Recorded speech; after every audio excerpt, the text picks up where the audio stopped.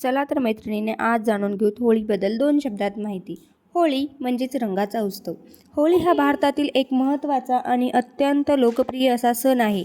हा सण फाल्गुन महिन्यात पौर्णिमेच्या दिवशी साजरा केला जातो.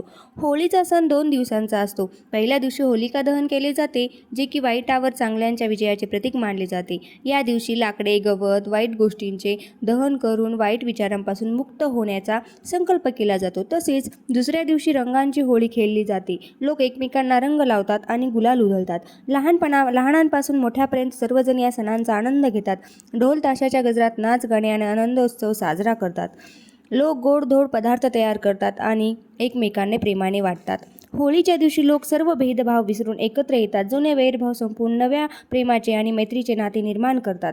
या सणामुळे समाजात प्रेम, बंधुत्व आणि एकतेची भावना निर्माण होते. होळी हा केवळ सण नसून केवळ रंगच नव्हे तर प्रेम, एकता आणि आनंदाचा सण आहे. या दिवशी सगळे लोक आपले मतभेद विसरून एकत्र येतात आणि आनंद व्यक्त करतात.